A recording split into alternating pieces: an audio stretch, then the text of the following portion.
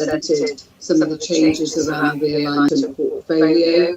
And we also received a policy on flexible retirement that HEE had updated. Our May meeting, we received a paper to look at the appointment of our new Director of People and Culture, which is, I think, currently in recruitment. Thank you. No, thanks, Soraya. Thank you to all three. Are there any questions that colleagues wish to ask any of our three colleague chairs? So, David, I have a question that PAF did meet a couple of weeks ago, and I'm sorry I didn't pick up that it wasn't on the agenda. I'm prepared to report back, but I can bring it to the next meeting if you like. So we don't meet again until October. Oh, let's do it. Let's do it now, Liz. Yeah. Okay, thanks. Yeah. So PAF met a couple of weeks ago. So David attended. So we met on the 5th of July. Our first item on the agenda was Shona came to give the presentation about the medical education training reform and junior doctors working live progress report. And this was well received by PAF members because a number of them sit on groups that contribute to that programme. And they had a lot of comments and questions on the things that were raised in the report, but also the look and feel of it actually, like the photos looked like they were all from secondary care. So Shona took those away and made changes, which was great in response to PAF members' comments. We had the Health Education Women's Network present to us and gave us a presentation about the network, how it had formed. It's a safe space for women's challenges and development. And there were some really good questions actually about how do you make sure that you're reaching the outcomes that you want, how you're looking at pay gaps, health disparities. So PAF members were really interested in that and felt they were getting involved in the work of HEE through some of the presentations we're having. We also had a discussion about some of the ways we're working. So the meeting virtually, obviously we've had to do that, but we have one PAF member who has issues with sight and he can't really contribute virtually. So we're going to try our next meeting in October as a hybrid meeting, hopefully if we can do that, with some members coming into the meeting, others accessing virtually because it might fit with care responsibilities or health challenges. Mark gave us an executive update around COVID, around integrating PAF members into some of the work of HEE and how we might do that, and thinking about the impact of COVID on HEE staff. And then we just got some general feedback on the health and care bill, about the spending review and how that might work out, just to bring PAF members up to date with some of the wider context we're working in. And then we had a really good presentation on blended learning, how that's supporting HEE staff and trainees. And then we thought about how HEE can engage PAF in a better way. We have a document that's called Principles to Apply When Engaging PAF, and we've been updating that so that we can be as much help to HEE in terms of PAF members commenting and being involved as we can. So that's ongoing. We will take that back to our next meeting to sign off and to discuss with colleagues. Thanks, Liz. The thing that strikes me about that committee is the volume of work that it undertakes, but it's all undertaken in working groups outside of the committee, with members, those committee members joining working groups right across the organisation. And a tremendous contribution that is made individually and collectively by those colleagues that enriches the work that we undertake. So it was good to spend time with you, Liz, and with other members of that committee. So, Navina, let us move on and invite you to make your update report. Thanks. Thank you. Thank you, David. We're actually been quite busy, so I've got quite a lot to report. I will try and be succinct. Just to say, start off with, I want to make sure that the board is aware that HEE is working very closely with our partners in service around the issues to do with the pandemic.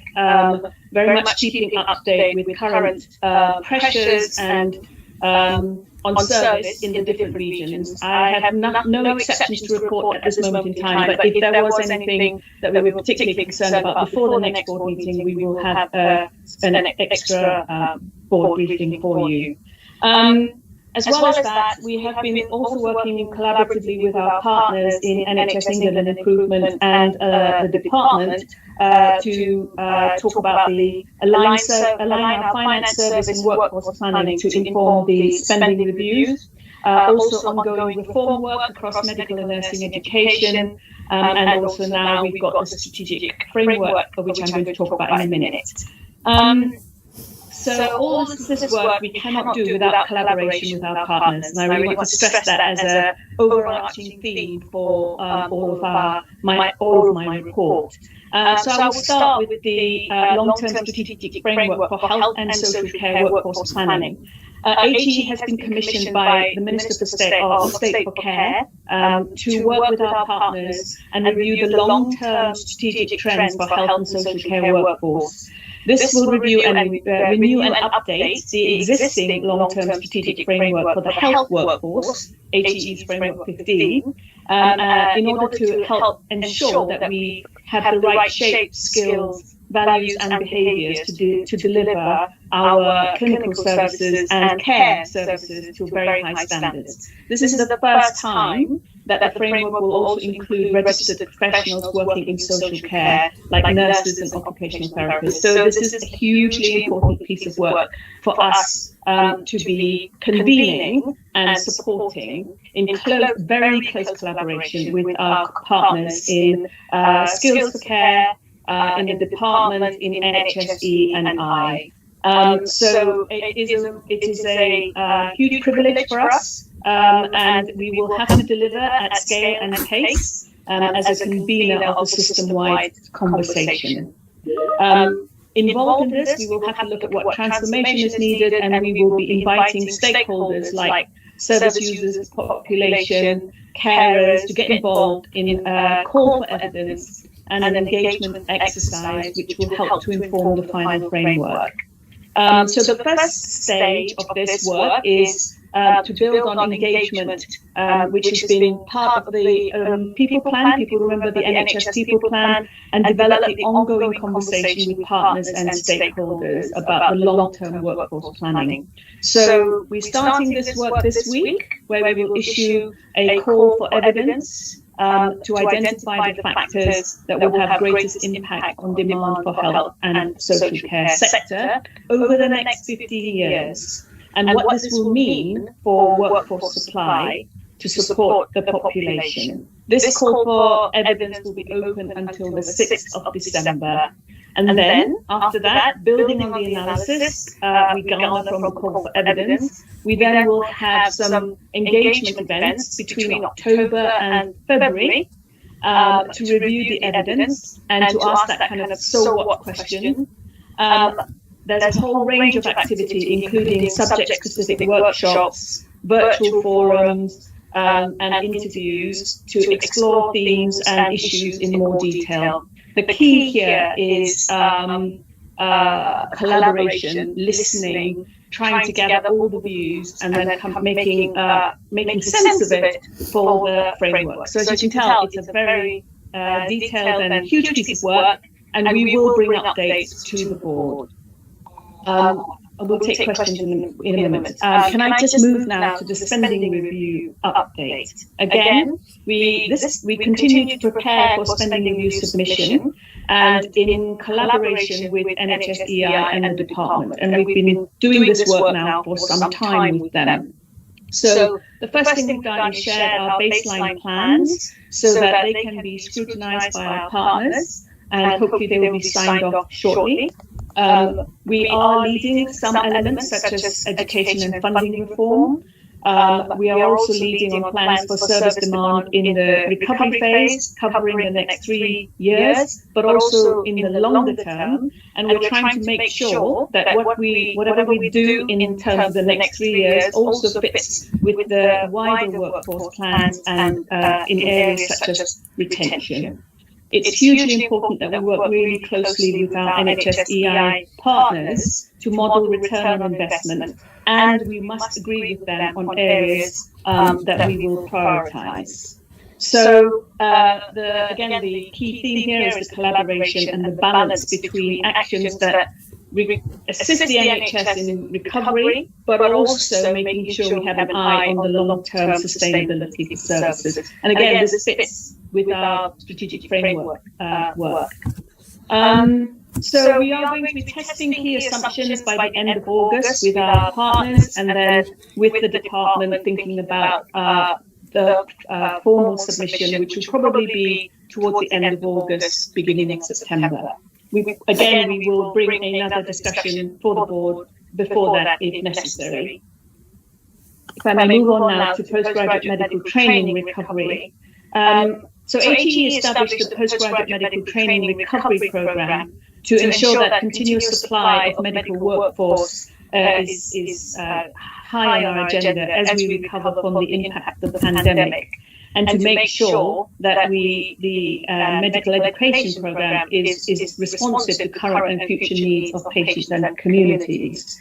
We can answer questions about the programme, but it's in kind of 3 stages. The first stage is around reset, which started last year and is carrying on now, where we are looking at the adaptations initiated during the pandemic to protect training progression, and looking at what worked well, the impact, and especially the impact on trainees. And so that's the first phase. The second phase is around recovery, where we're looking at how we enable trainees to gain the essential competencies that might have been lost or were not accessible during the peak of the pandemic, and also more equally important to address well-being issues and any issues around the competence gaps, and also enabling trainees to evidence their competencies that they gained during the pandemic, and where these could be aligned with activity, where this activity could be aligned with service recovery. And then the third stage, which is an ongoing stage, and it overlaps with stages 1 and 2, is about the reform programme. So whilst doing the other bits of business, we're making sure that the reform is aligned with the reset and recovery. So that's quite a big piece of work for Wendy and the team to undertake. We of course recognise the pressures on the service, and there's always going to be a bit of a tension between training, recovery and service. And so this is a very live conversation and discussion, and requires considerable collaboration between us, service, the regulators, the colleges and other interested parties. And if I can move on now to medical recruitment. So more activity here. Really pleased to provide a short update on recruitment to CT1 and ST1 training. The fill rate in England across all specialties is 99.18%, a record number of 7,846 doctors accepting posts, despite the challenges of the pandemic in delivering the recruitment exercises. I think that's really quite remarkable. Competition ratios for recruitment were high. There was a 35% increase in applications, and partly because of the overseas travel restrictions, resulting in more UK-trained applicants, and also worker visa attracting more internationally trained applicants. So the geographical preferences can result in fill rates under 100% for some specialties, despite the increase in applications. So looking ahead, we have planned ahead for the next round of recruitment, which opens this month for training vacancies, which start in January of 2022. So it's a continuous process, and colleagues are building on the lessons that we've learned from 2021, and HEE will be placing additional focus this year on communications to applicants, because that was something that people raised they wanted us to be better of. And we must ensure that they are more aware of competition ratios and are supported and informed throughout the recruitment process. That was based on some of the feedback that we got. I'll move on now to enhancing junior doctors' working lives. The programme, which was established in March of 2016, was to address a range of issues that affect the quality of life for junior doctors. It's led by HEE, cross-system collaboration, and it's about delivering meaningful change to postgraduate medical training.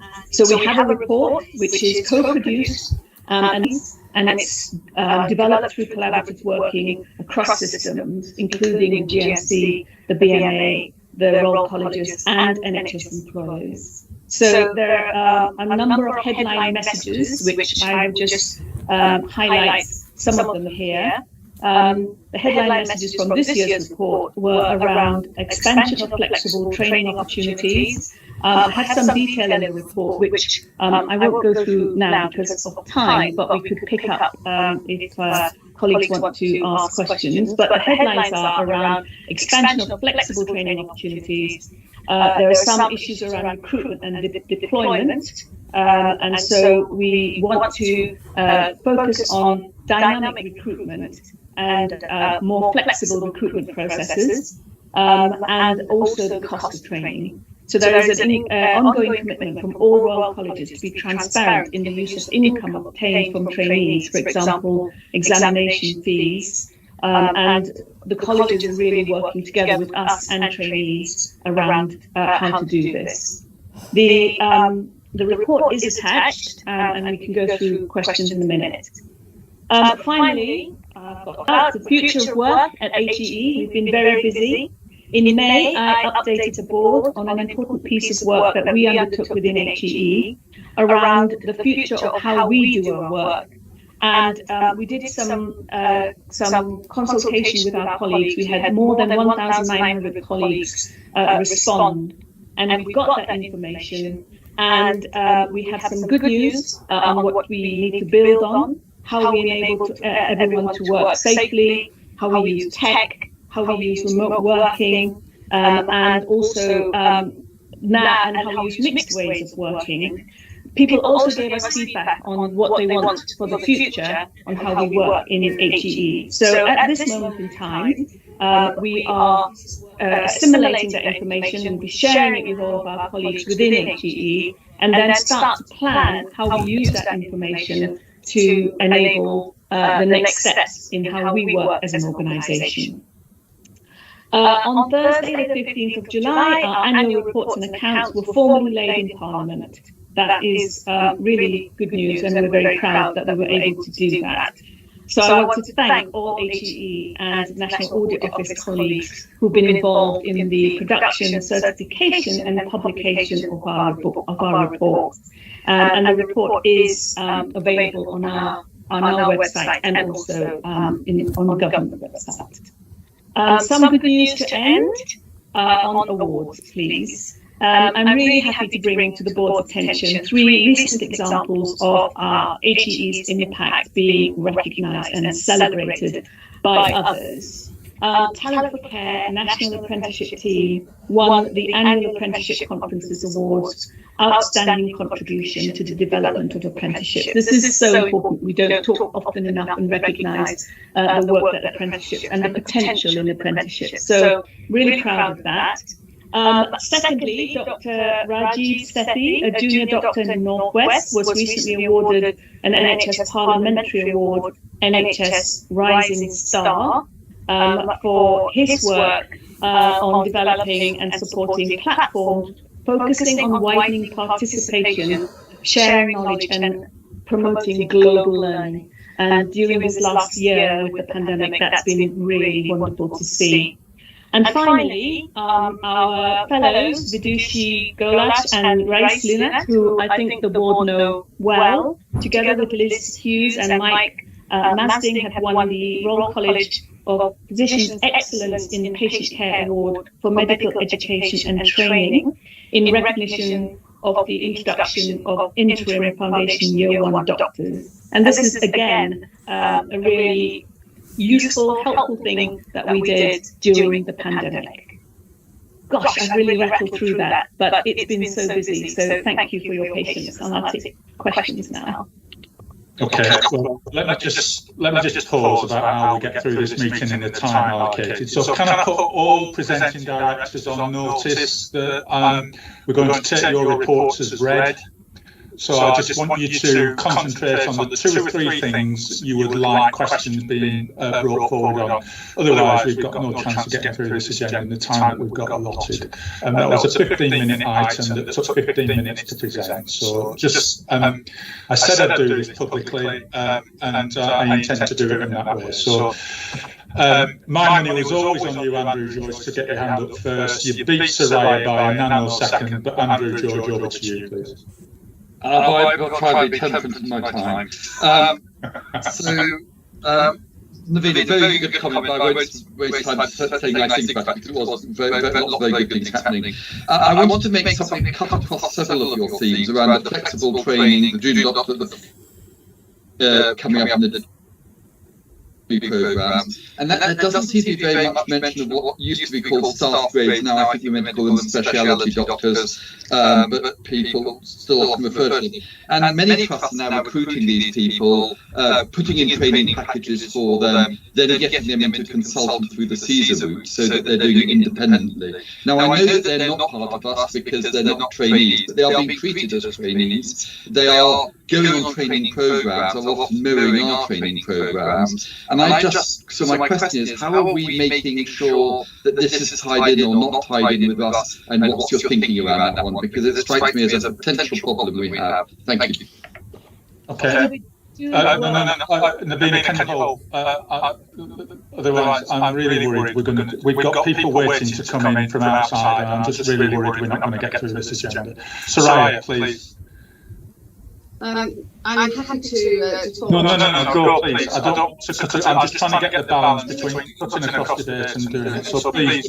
Excellent news, and congratulations in terms of the work you're going to now do on long-term strategic framework, bringing that up to speed. Just 2 little points. One about the engagement, whether the voluntary sector and charities are going to input, especially around the social care element. And then the second point, it is conspicuous by its absence, but I'm sure it's not absent, and it may well be under the scope under demographics and disease, the whole agenda around health inequalities, because I think it's really important to have that firmly embedded. Okay, thank you, Soraya. Any more colleagues? As I say, I'm just trying to manage time, not stop people raising questions. Okay, can I make 2 comments, Naveen, if I may? Firstly, just how important it is to accept the commission from the Minister about the long-term planning. I think that's a tremendous affirmation of the purpose of HEE, and we look forward to that work proceeding through this year and into next year, as you've set out in the annex to your report. Secondly, I think I can speak for the whole board just to say thank you to Callum and the team for the annual report and the finances. Nicola, I know there's a lot of work to get that finalised. But just pull out and pay particular tribute to our colleagues who have won awards this year. That was the place that you ended up, and we do not celebrate success sufficiently well, and I think it's right that we give our applause, thank you, Soraya, to the colleagues that have been recognised for their achievement. It's very encouraging and affirming to see that, and I have to say I'm immensely proud of their achievements and the recognition of their achievements. So thank you to them. My question, though, is on medical recruitment. One of the debates around medical recruitment is doctors left without jobs, and I'm rather presuming that what this fill rate means is that all doctors will be in employment as a consequence of the fill rate. But I can't quite square the issue about geographical fill rates. This might be my understanding. So I understand what we've not got adequate coverage on geographical fill rates, but I'd just like to understand the 99.18% and the geographical fill rate point that has been made. The people have shook their head at me, so I've not quite got that right. But I'll leave you to come back to me. So just to very quickly pick up on the points, the specialty doctors, HEE does support them, and perhaps not. We could give you some of that information outside of the meeting. With regards to the strategic framework voluntary sector question, we will be consulting widely, including the voluntary sector. And I take your point around making sure that health and inequalities has a high profile in the work that we're going to be doing. With regards to the fill rate question, I will hand over to Wendy to answer that in more detail. David, we're not the only employers of junior doctors. That's the first thing to say. So the employment issue is not something that we are completely in control of, because doctors that don't get into training will work in non-training posts, and that's a very common sideways move for many of them during their training. And that's part of our flexibility agenda, is to allow that, recognise it and track them through it, rather than have it as a default position. We do have variations geographically. It is hard to fill some specialties in some areas. Geography trumps specialty choice when you come to the very large specialties, and the small ones like neurosurgery, they fill because they're competitive and they fill wherever you are in the country. Our stock of training posts flexes because we have people returning from training, from maternity leave or time out of programme. So the numbers of posts we fill is not a static number. It goes up and down with the variation in training behaviour, as well as the number of posts we need to make programmes work at a particular time. So Rob Smith is the expert on posts versus programmes and numbers. But what we can say this year is that in a year when we were concerned that we'd be losing junior doctors from the NHS and from training, we have not. We have increased the numbers of people in training posts. We are embracing non-training posts through the generalist school offer, which is, I think, the next really big step, because those are not the SAS grade.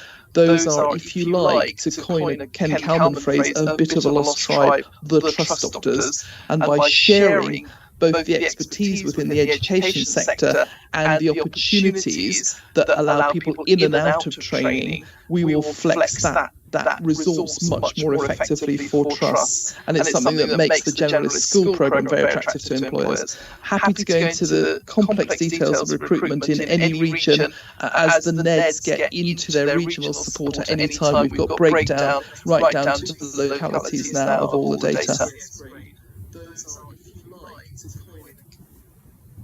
You're on mute, David. Thanks, Wendy. The positive news from this is there are more doctors in training than we've had hitherto, and that's one of the outcomes of this training. Okay, thank you very much. If I may, Navina, unless there's anything you want to add, I'm going to move on. No? Okay. So it's my job now to welcome Lisa Wilson and Sam Goddard, and two of our graduate students, Ella Clifford and Emma Bain. So can I invite you to kick this off, Lisa, bearing in mind the time, and we would like to hear from the graduate students as well. Thank you. Yeah, thank you, David. Good afternoon, all. And actually, you've just done all I was going to do, David, which was just introduce colleagues to you. So Sam is instrumental in creating the scheme, and Ella and Emma are two of our graduates on the current programme. So I will do no more than to hand over across to Sam.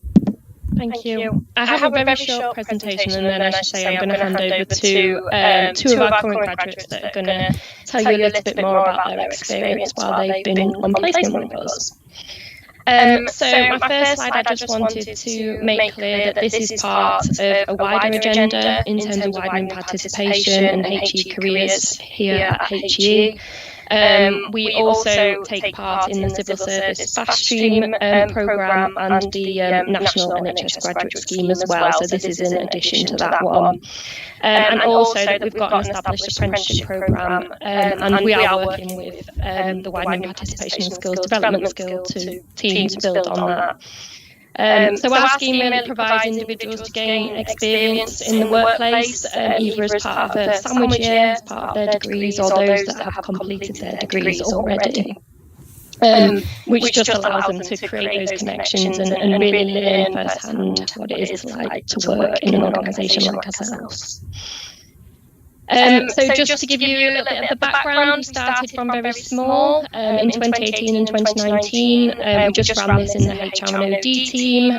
Of those 4 individuals, 2 of them are actually still with us today, and one of them does help us run the scheme each year now as well, which is great. In 2020, although a lot of the schemes were being cancelled across the country, we decided to move forward with ours, and we appointed 22 individuals to placements across the organisation, both regionally and nationally. But obviously this has clearly grown because this year we actually got over 1,400 applications, and we appointed 24 individuals onto those placements, which will start between now and September. And we do offer each placement student a full induction into the programme, support throughout, network opportunities between themselves, and also opportunities to undertake further training and CPD whilst they're with us. And I just wanted to show this slide just to show the activity that graduates have been involved in whilst they've been with us. As you can see, a wide variety of things, and they also helped us with the recruitment this year's scheme. So they gave us their ideas, suggestions, improvements to what we did last year. So we incorporated that into our scheme this year. And just of those 22 people we had this year, 12 of those will be returning to university in September to complete their degrees, but 10 of those did actually come as a graduate. They completed their degrees. 8 of those are applying or have been appointed into jobs within HEE, which is fantastic, and 2 have secured roles externally but still within the healthcare family, and 1 is going to become a nurse through an apprenticeship, and the others joining the Academy for Healthcare Science, so great for those. Like I say, I'm quickly rattling through that in terms of what the programme is. I've now got 2 of our current graduates on the call that are going to speak to you about their experiences. So we have Emma and Ella. So if I can hand over to Emma now to give her view. Yeah, thanks Sam. Hi everyone, I'm Emma. I'm a placement student who joined HEE on the graduate placement scheme in September, and in a couple of months I'll be going back to Durham University to finish my history degree. So my time at HEE has been incredibly varied. I've had the opportunity to dabble in so many different areas of work, and in the process I've met so many amazing people.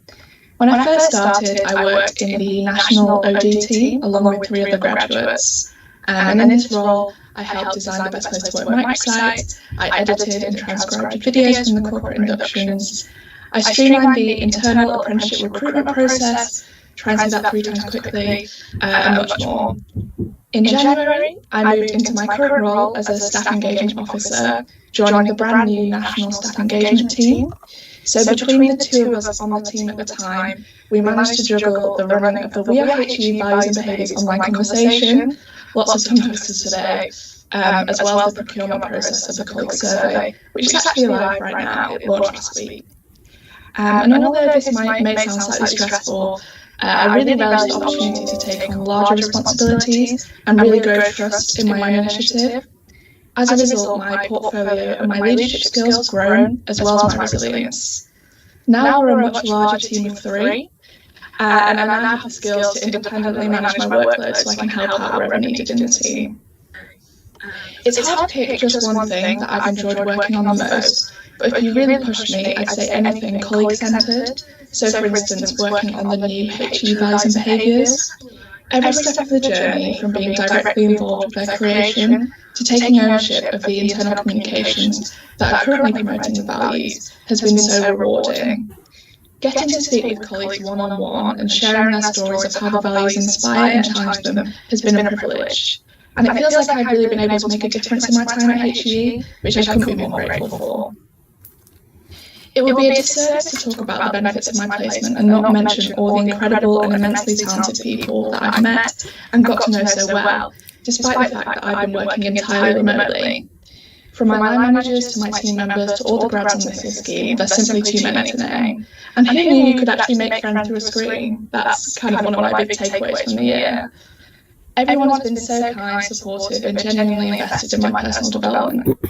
The people at HEE defined my year and made it an experience that I will never forget.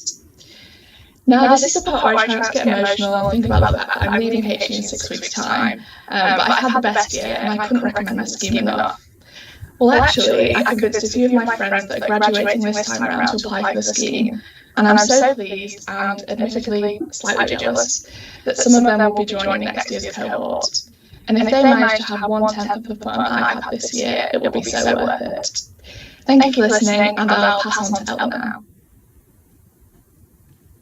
Thank you, Emma. So I'm Ella. Good afternoon, everybody. I'm currently on placement with the Secretariat and Private Office team in the Corporate Accountability and Engagement Directorate. I do quite a bit of work around the boards and committees, so I don't know, maybe some of you recognise my face. I've done lots of work surrounding live streaming, and I've learned so many skills such as diary management, SharePoint management, sending out comms, updating our website, and designing all sorts of calendars for the corporate team. Since starting at HEE, not only have I learned these really valuable skills that I'll be able to take on to university and through the rest of my life, I've also would like to share with you guys that I've been able to be a part of the Ideas Lab project. So you might recognise the Ideas Lab. It's at its most basic form, it's a staff suggestion scheme, and we're currently testing our wonderful app that has been designed by the cloud specialist team. So hopefully that will be ready to be launched in September. And when I started last September, so unfortunately I won't be able to see it launching, but I'm sure I'll stay in touch. And last September I was trusted as soon as I started to start researching for the Ideas Lab, and it's actually moulded how it looks today.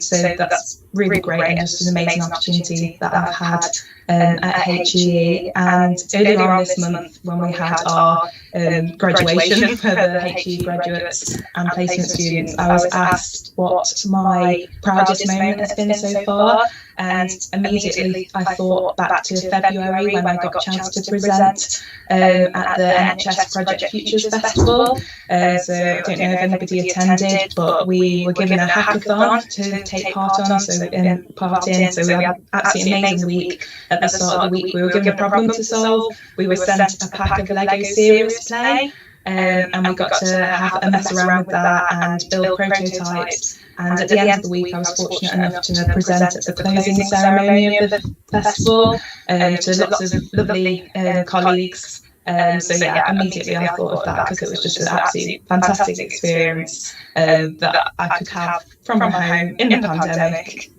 because of HEE, and I'm so grateful for that. And also I'd just like to say that a few things that I've learned this year. So I think my team especially have helped me to realise that there is so much value in having fresh eyes and new ideas, and I now have the confidence that there is value in my new ideas, and that I should be confident that I have helped all aspects of my team. And I would just like to finish by saying thank you to everybody at HEE, and I think I speak on behalf of all my fellow graduates and student placements when I say that. Thank you, and I'd just like to pass back to Sam. Thank you both. That was great, and I think Lisa mentioned this at our graduation event. You've grown since you've come here as well, because to come on and do that at the start, your confidence has definitely grown. So thank you for that. So I'm open to questions now if we've got time, or happy to answer them offline if we haven't. Well, let's just take comments and feedback. I don't know you need to respond to them, Sam. I'm not quite sure any of that needs a response, to be absolutely frank. I think it speaks for itself. I will say something by way of conclusion, but Soraya, please, and then Liz Meir. Just to say, David, really to both Lisa and the team, amazing, and thank you to Ella and Emma. It's always heartening to see placements work really well and set you up for the future, and so good luck, but really heartwarming, and I hope we continue as an organisation to support placements because they're so good, both the organisation as well as the individuals that come in. Thanks, Ryan. Liz? Yeah, so just to echo that, but also to say sometimes you hear people who have been on placement and they might have shadowed people or sat in meetings and it doesn't sound very dynamic, but what you've been doing and making a real difference to people's lives is absolutely fantastic, and how you presented today just brought it to life. So thank you to Emma and Ella, and also to Sam and Lisa. It just sounds like a great programme. Yeah. Endorse that. Anybody else wants to come in? Could I Ella, what would your advice be to us about one thing we could do to improve the experience of graduate students? So you've been very complimentary about what's gone well. With your newfound confidence, both of you, what would you recommend that we do to improve? Ella. Okay, first, sorry, I don't want to seem too jumping in there. I've got something on the tip of my tongue because it has been amazing and I can really hardly fault it. I think for me as a placement student, and this is something that we've raised because obviously we've been involved with next year's cohort, is just that my needs are slightly different to a graduate's needs. So I think that's something that's really going to be picked up next year. But as a placement student, I could do with, like, I've been doing modules this year for my university. I need kind of more appraisals, more formal appraisals, probably duplicate appraisals because ones I've got to send to my university. And obviously graduates will need different things from their managers. So just to say that and just make sure that that's probably addressed next year. Thank you. I'm happy to jump off the back of that. I completely agree with Ella. I'm also a placement student, but I found that I've been incredibly lucky with my line managers. They've supported my objectives from day one and made sure that the work I'm doing directly falls under my objectives. So I've been meeting them the whole year. I think personally I would say maybe got something to improve on, because in my personal experience I've had immense opportunities, plethora of opportunities. It's been incredible. I'm sure you kind of got that from my speech, but yeah. One thing I would say is just give your graduate or your placement student the room to be creative and give them the work and trust them to get on with it. I think the worst thing you can do is kind of not let go of their hand. I found that really early on, so within the first couple of weeks, I was being given projects to take on and do myself. So I don't know if you remember, but in October we did the Best Place to Work video project, and that's something that I led on. I'd only been at HEE 4 weeks by that point, but I managed to meet so many people in that time that I started building strong relationships so early. I found my feet so much more quickly, and it allowed me to just kind of really grow over the year. So I think it can be a bit nerve-wracking for both parties to kind of let go in a sense, but you're not, because you're still giving them that support. But just trust. I think trust and confidence in your student or your graduate, and I think that nicely falls under the HEE values. So yeah. Ella, Emma, thank you very much for your contribution, both at this meeting but also over the past 12 months. I have great hope for the future of the country when we've got young people like yourselves developing and creating your careers. I think your presentations, your clarity, your thoughtfulness, your emotional intelligence shone through both of your presentations. So great big applause to both of you for the confidence in coming today, but also for what you've done over the past 12 months. So thank you very much. Sam, Lisa Wilson, Sam Goddard, a massive well done and thank you to you for setting up that scheme. Sam, your presentation of this alongside of the graduate schemes and the contribution it makes, and just your figures for the last 12 months, with 8 of the grads going into employment within HEE, but also 2 going into other aspects of work in healthcare. I think just makes the case of doing something differently, leading to a talent recruitment process. I think, Emma, you've just had a 12-month selection process, basically, and actually that speaks well for the way that HEE is working and dealing with the development of the talent programme. So a big well done to both of you two and the teams that work with you as well. Okay, thanks for that, and let's move on to strategic planning, the board assurance framework. Callum, do you need to introduce this if we've all read it? Is it worth me just going to invite questions? You're asking us to confirm and agree the approach that has been taken, but let me now hand over to you, and if you just need to frame the conversation you want us to have, I'll invite you to do that. No, I think we'll get pretty much straight into questions. So obviously we've got a board assurance framework. It's very much still developing. We'll continue to develop, aligned to our opportunities. We've mapped it against committees, put some controls and assurances against that.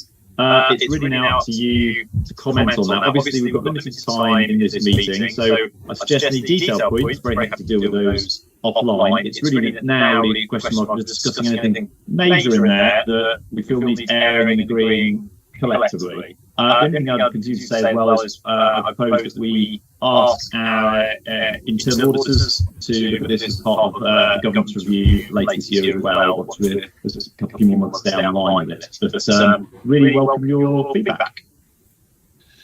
Okay, so let's do that. It is the annex to the report is work in progress, isn't it? That's why there are gaps in it. That remains to be filled in. So what you're inviting us to do is not so much comment on the detail, but comment on the general approach and whether we've got the right major areas identified. Is that right, Callum? Just to try and focus the discussion.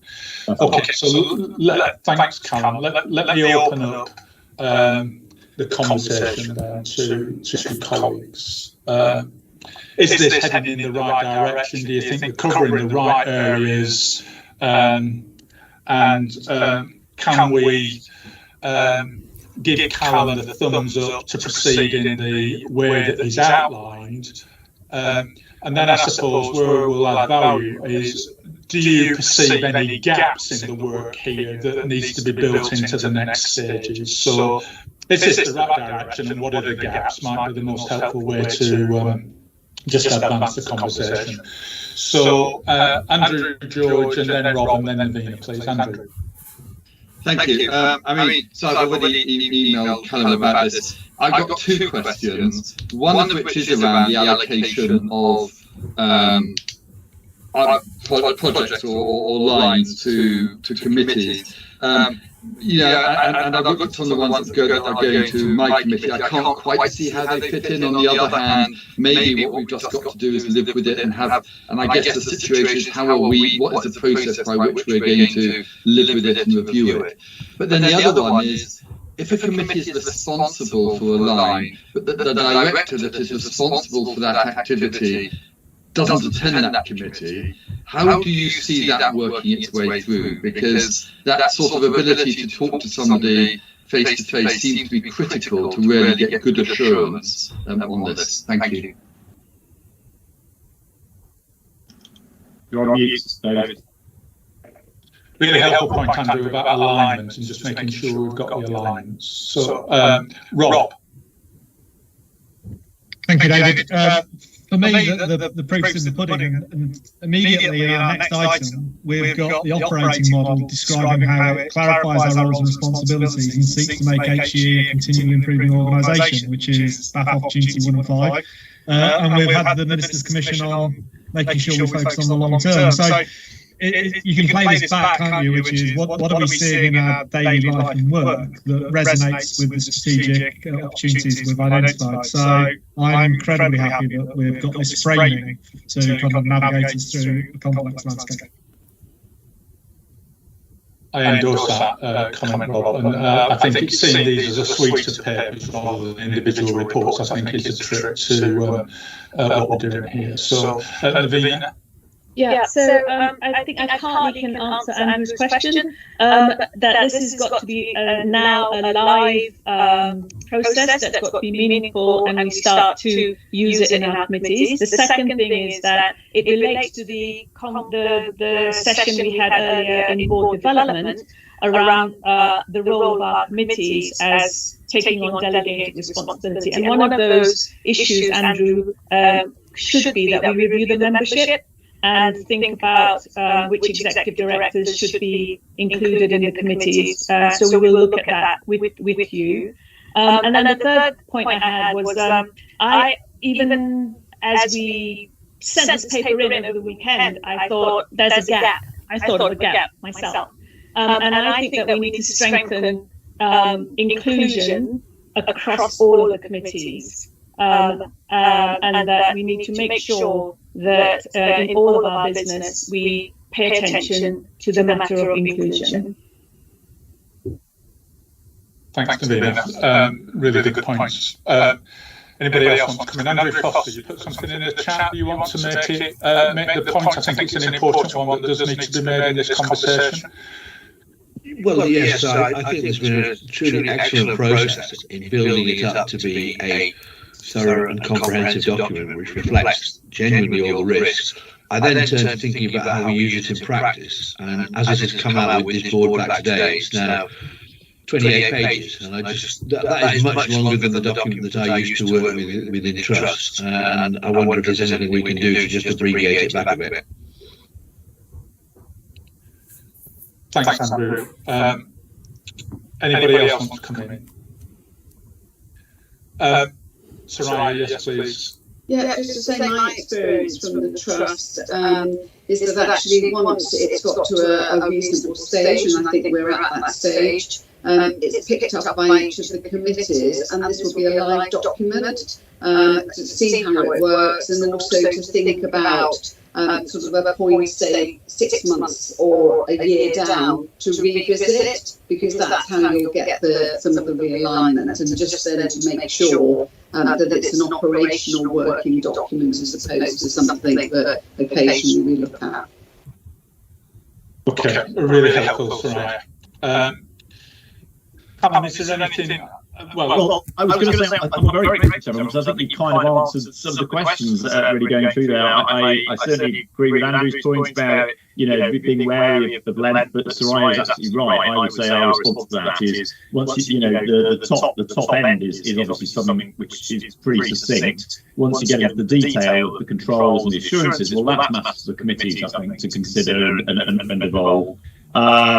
I do think there's a big element of just kind of working with it as it is now and seeing how we can see how it works. And we've got full discretion to evolve it. So I don't need to get too worried about getting it absolutely spot on from the outset. I think attendance. I think we talked about that. I'd just like to say thanks to Nicola in particular, who's obviously done pretty much all the legwork really on this behind the scenes, and it's helped us through.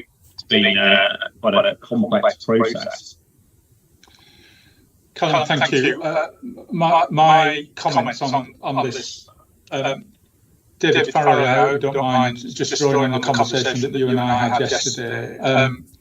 I prefer we don't call this the draft BAF, but we call it the BAF, and we then iterate it. It just feels like this has been a long time in development, and I think we now need to move to agree. So I felt very comfortable with the recommendations in paragraph 6 of the cover report. The challenge for me was the confirmation.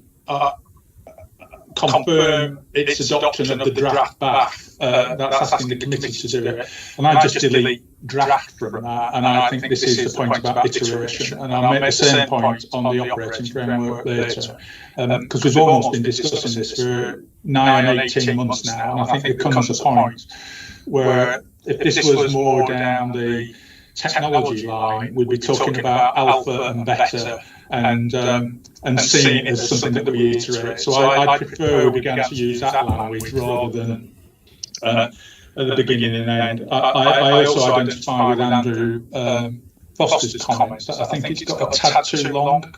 I was beginning to lose the detail that was in there at the end.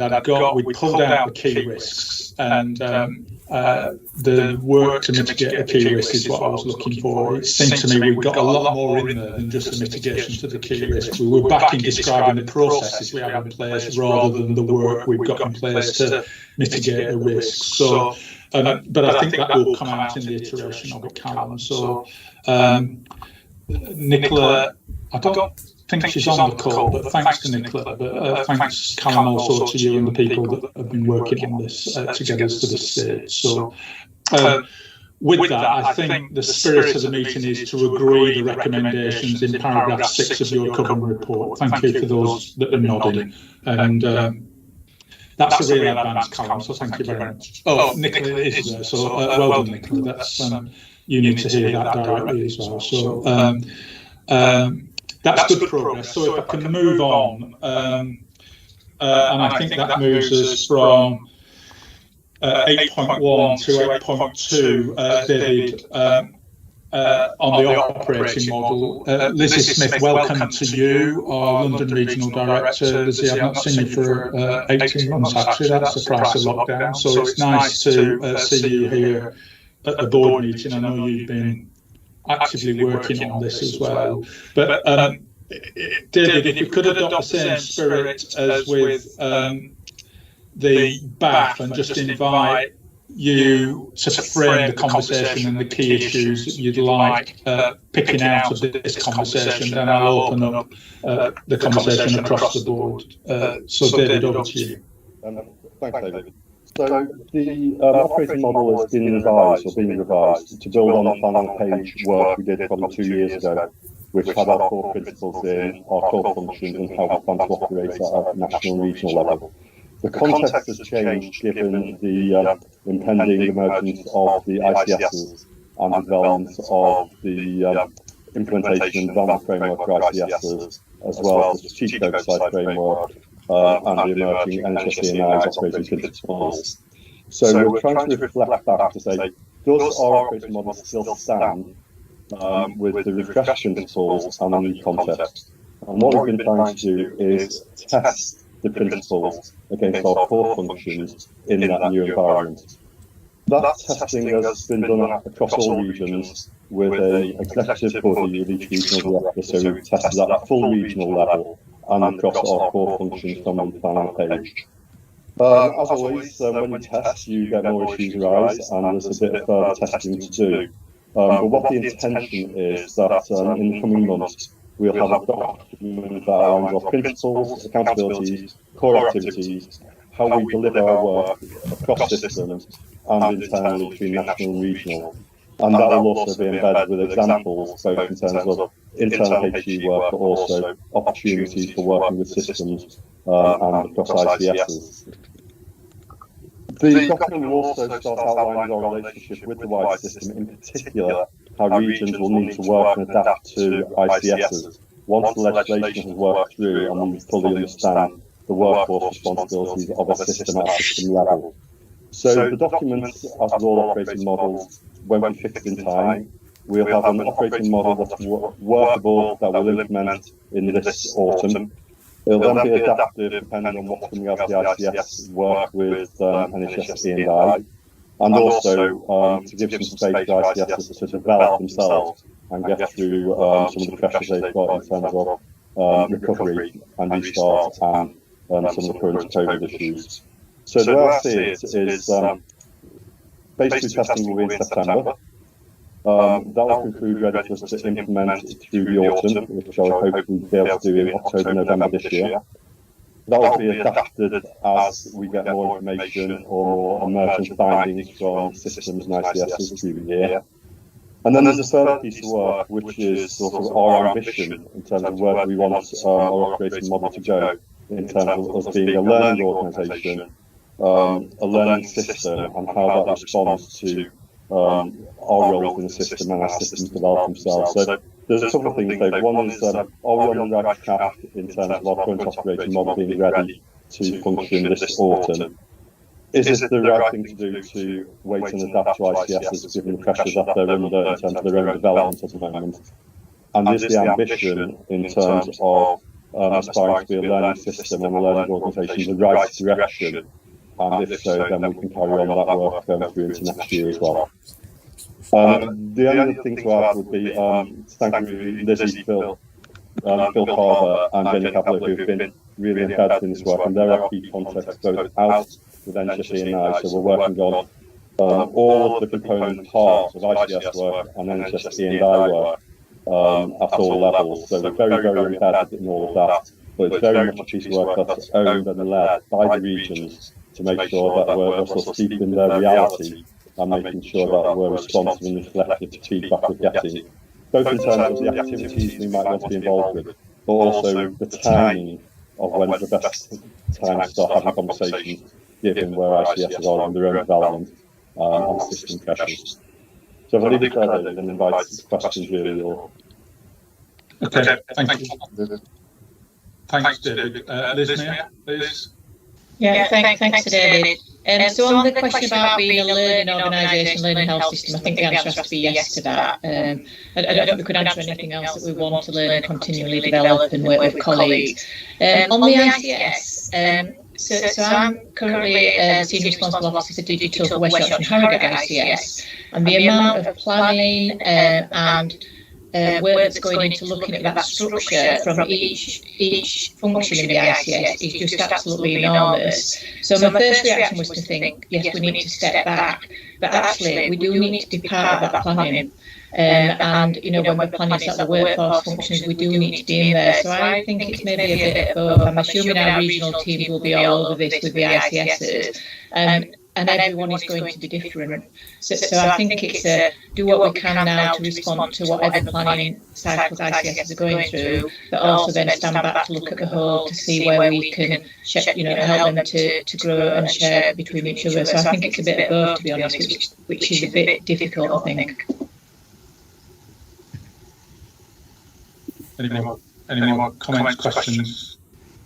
Rob?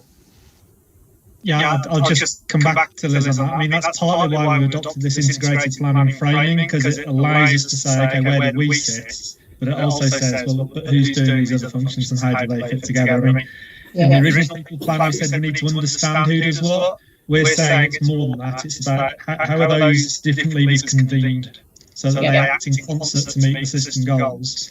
And one of the questions we ask is, well, who is doing that convening? And it's like a really powerful thing to ask.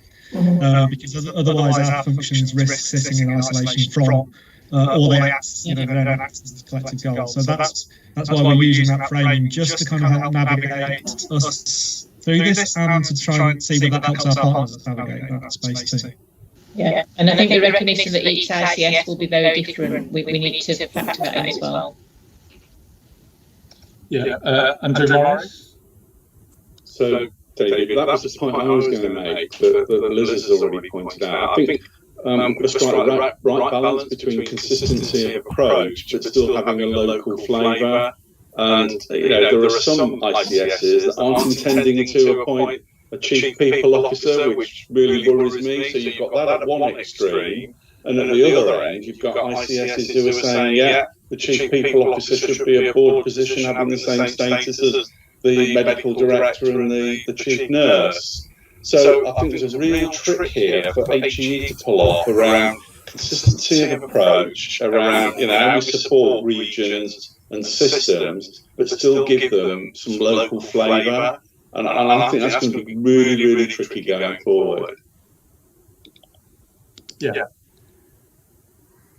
Really important points to be made generally. Anybody else wants to come in on this item?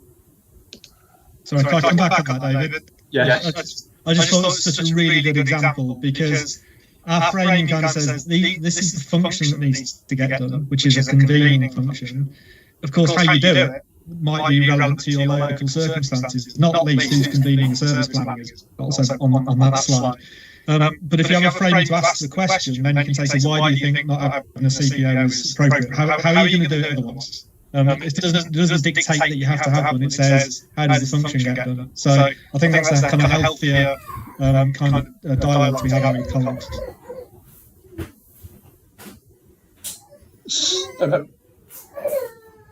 So I think seeing the operating model paper and the board assurance framework paper together feels, in my mind, like the right thing to do.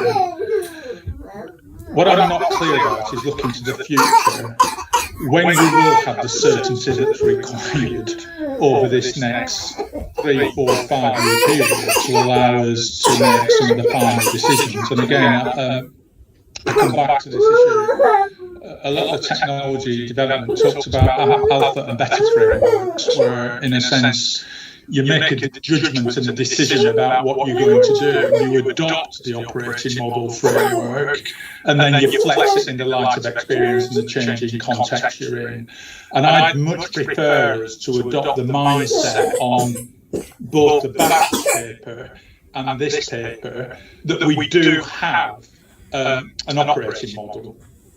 But it's an operating model that we're going to flex in the light of the different contexts that we're going to enter into, as distinct from, I think there's a sentence in this paper that says we've been doing this work since March 2020.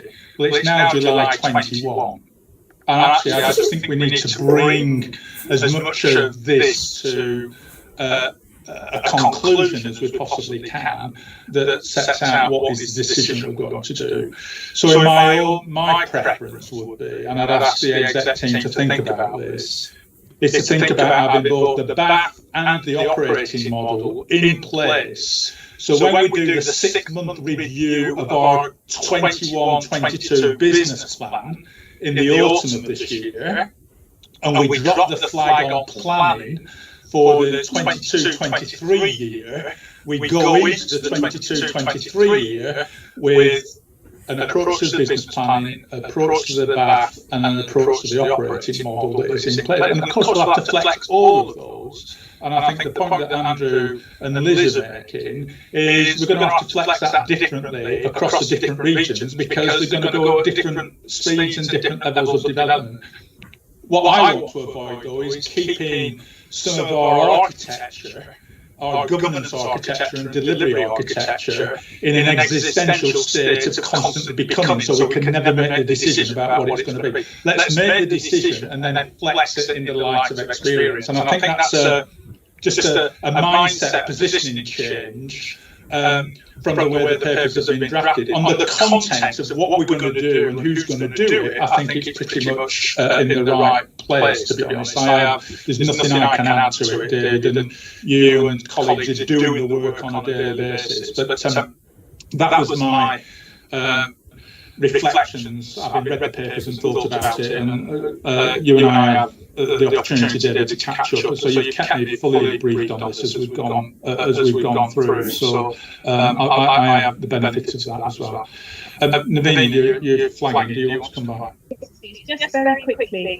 So as I'm listening to this, I want to make a statement about variation across the country and how HEE must be responsive to the variation, because we are closely aligned to what is happening in service and to the needs of the population. So we need to be clear about warranted variation, and we need to make sure that we are able, through the board assurance and through the committee and through how we do our work around governance, that we are describing warranted variation and that we are giving you assurance, sufficient assurance about our ability to respond to and deliver on our mandate within the confines of that warranted variation.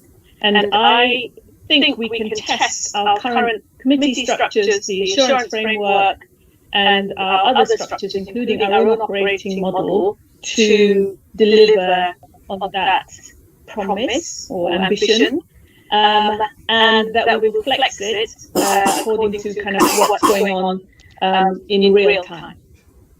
Okay, no, very good. Very good. I am going to move on. David, I'll let you have the last word, but Lizzie Smith, forgive me, I should have invited you before I spoke. Is there anything you want to add, Lizzie? Yes, I did have my hand up. I'm not sure it's working, but not to worry. Just to say, I think what Liz pointed out, and other people in the group, it's really, really important. We can't have this conversation in some sort of bubble of not understanding the vast variation on the ground. And I think what's been really encouraging about this work is the fact that it's really encompassed that the engagement with systems has been very strong. The point about the CPO and system is a really, really important one.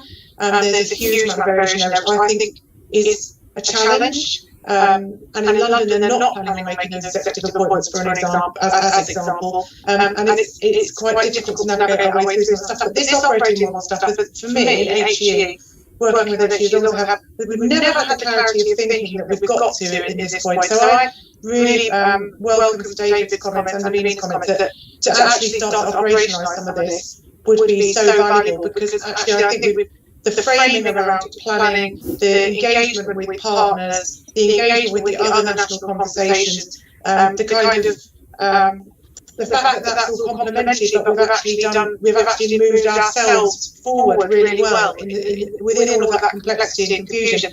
I think it's quite remarkable. So we're feeling very optimistic and energised about this within the regions. I'm excited to see where it goes next, but absolutely hear people's comments, and the challenges are very real. Thanks, Lizzie. Sorry, I didn't see your hand, so I don't know whether I don't know what the challenge is with the technology, but it's good to get your voice into this conversation, and thank you for all the work you're doing. David, do you want to just have the last 2 or 3 sentences on this? Just 2 points. I think we absolutely recognise the variability, the different levels of development in ICSs. And actually we need to have a core offer that's adaptable depending on where the ICSs are, where they see themselves, and what they want of us. But the other thing is we've got to get into a system where adapting the operating model becomes business as usual in itself. So rather than keep bringing back, that we get into a process where we recognise regional difference and we recognise national change, and we get into a process and routine of automatically updating as we go. I think that's our challenge in the next quarter to describe that. Well said, and David, thank you for leading this work on behalf of the board as well. It is, as Lizzie said, it's massively important to make transparent what it is what we do, and we will be judged by what we do, not what we say. So this is the way of actually getting clarity into that. So thank you for that. Right. Just with one eye on the clock, move to item 9, if I may, which is the section on operational delivery and assurance. And Callum, you're next up with the finance report. Pretty much washes its face and is self-explanatory. Basically, it's at month 2, which is too early, but it all looks green at the minute. I paraphrase as a non-finance person, but do you want to put some formal language around that? You have pretty much said it. So yeah, you can see there's a few ups and downs and some year-to-date stuff we've had over the years. It's kind of very pretty normal. There's 2 months. What's more important is kind of the outlook is on track, but it is very early in the year, so you probably wouldn't expect much less. I've pointed out the fact that our biggest financial risk is the impact of the cost of extensions. And COVID impact, and that has been our process for that is set out and looked at by Performance Assurance Committee, and we'll be reporting back on the actual impact when we've got the actual data later in the year. But that's in as good a place as it can be given the inherent uncertainties. But no, I'm just happy to take questions if anyone has any. Any questions for Callum? No, I think in your flagged when we were setting the budget, Callum, that was the risk. We began the financial year knowing that was the top-rated risk that we faced. So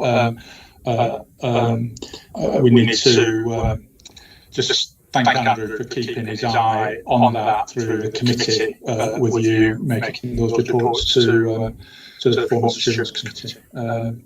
Thank you for that. David Farrelly, do you in a similar vein, want to comment on the performance report? Similar to really, quarter-one report, some was rollover of the targets that are over 2 years, and some are startups, so very green at this stage. The only area I think Andrew mentioned earlier, which was around training hubs, the problem's slightly moving, and it's not necessarily about funding the currency now, it's more about the operationalising of it, and getting the operationalising of it through procurement in a timely way. So fairly confident that we are on top of that one, and it will resolve relatively quickly. All other areas are where we expect at this time of year. So do we have our hands on all the levers to make that improvement in the primary care hubs, David, in your view, or are we dependent on other bits of the system to make that work? What's the balance between what we need to do and if others need to do something? This bit of this risk is within ours. Okay. And are you satisfied we've got the arrangements in place? I am, and we're reviewing regularly through our National Finance and Performance Committee regularly, and we report that back into TAC as well, so we've got to make sure we're on top of it. Okay, very good. Thank you, David. Any more questions, comments from colleagues? Are we content to accept both Callum and David's reports? Thank you for that. I think that brings us to the completion of the agenda. So thank you. I've not been notified of any other business. So if I could invite you to stay on the line, but could I ask you to formally end the meeting now and end the recording? Is it Matt I'm asking to do that? I'm not quite sure about if it's you, but yeah, thanks. The reason I just wanted you to stay on